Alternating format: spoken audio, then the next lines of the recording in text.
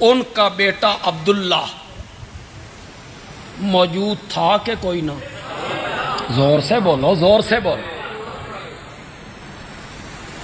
وہ موجود تھے۔ ابو سعید خدری موجود ہیں، ابو واقد لیثی موجود ہیں، نعمان ابن بشیر موجود ہیں، تابعین میں محمد ابن حنفیہ حضرت علی کا بیٹا ہے، حضرت حسین رضی اللہ تعالیٰ عنہ کا بھائی ہے، باپ شریک بھائی۔ یہ سارے صحابہ موجود تھے۔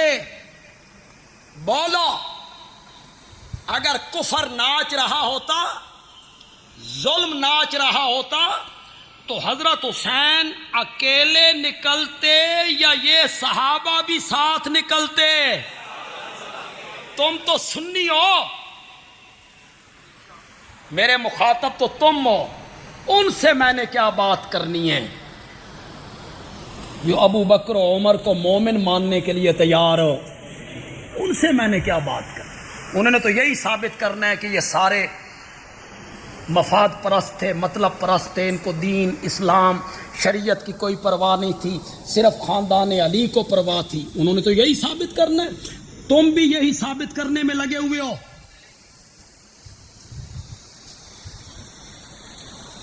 جو عام میں پڑھے لکھے لوگ ہیں، جنہیں نے تاریخ پڑھی، بولو سب خانہ خدا میں ہو۔ یہ جن صحابہ کے میں نے نام لیے، یہ حضرت حسین رضی اللہ تعالیٰ عنہ کے ساتھ نہیں گئے، بلکہ حضرت حسین کو مکے سے جاتے ہوئے انہوں نے روکا تھا کہ نہیں روکا تھا؟ بولو، منع کی۔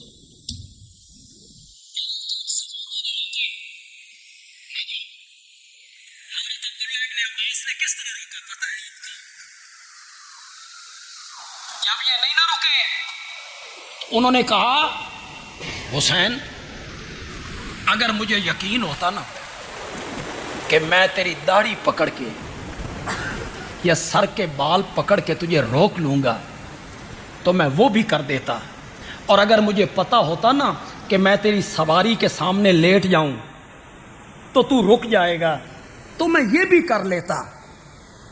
تیری میں منت کرتا ہوں، نہ جاؤ، کوفی غدار ہیں، انہوں نے آپ کے بابا حضرت علی کو شہید کیا ہے، انہوں نے آپ کے بڑے بھائی کا خیمہ لوٹا تھا، انہوں نے آپ کے بڑے بھائی کی ران میں خنجر مارا تھا، وہ زخموں سے کرا رہے تھے، انہوں نے آپ کے بڑے بھائی کو مذل المومنین کہا تھا۔ مذل المومنین کا کیا معنی ہے؟ مومنوں کو کیا کرنے والا؟ ذلیل کرنے والا۔ نہ جاؤ، یہ بے وفا لوگ ہیں، نہیں رکے۔ حضرت عبداللہ ابن عباس نے کہا حسین جانا چاہتے ہو تو بچوں کو اور عورتوں کو نہ لے جاؤ، یہ میری بات مان لو۔ نہیں رکے۔ پھر حضرت عبداللہ ابن عباس نے روتے ہوئے کہا حسین مجھے نظر آ رہا ہے تمہیں اسی طرح ذبح کر دیا جائے گا جس طرح حضرت عثمان کو گھر کے اندر ذبح کیا گیا۔ میں تجھے ذبح ہوتے ہوئے دیکھ رہا ہوں۔ اتنی منتیں کی۔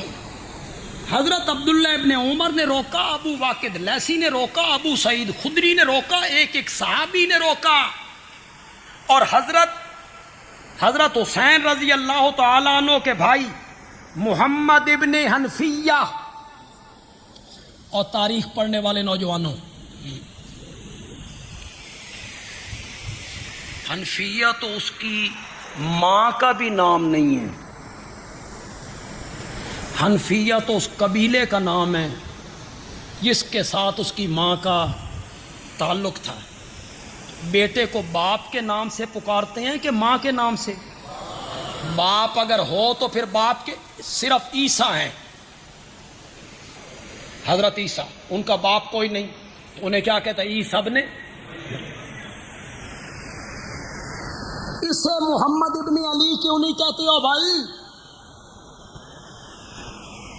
کیوں تاریخ نے ہم سے ظلم کیا؟ کیوں تاریخ کی کتابوں نے اسے محمد ابن علی نہیں لکھا؟ اس لیے لوگاں نو پتہ نہ لگے بھئی یہ بھی علی دا پتر ہے۔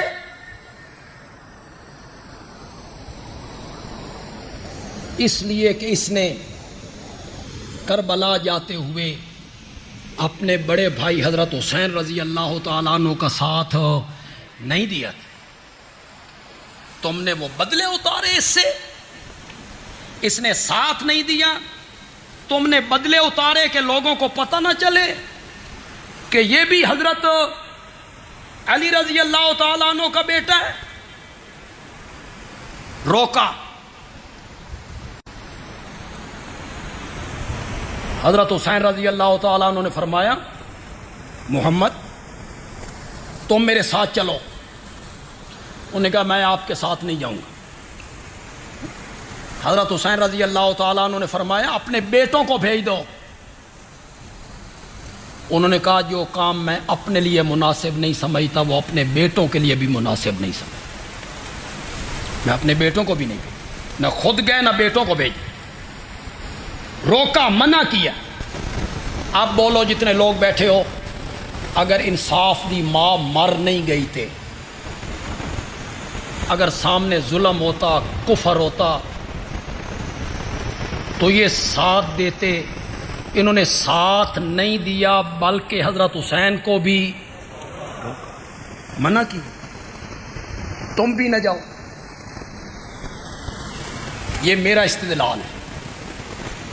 یہ تم نے کہا نا یہ اسلام کی نشو و نما کے لیے تھا، سربلندی کے لیے تھا، دین بچانے کے لیے تھا، یہ سب تم لوگوں کے جذبات سے کھیلتے ہو۔ جذباتی محبت ہے نا لوگوں کی حضرت حسین کے ساتھ۔ کیوں بھئی آپ کی نہیں ہے؟ بولو زور سے، میری نہیں ہے؟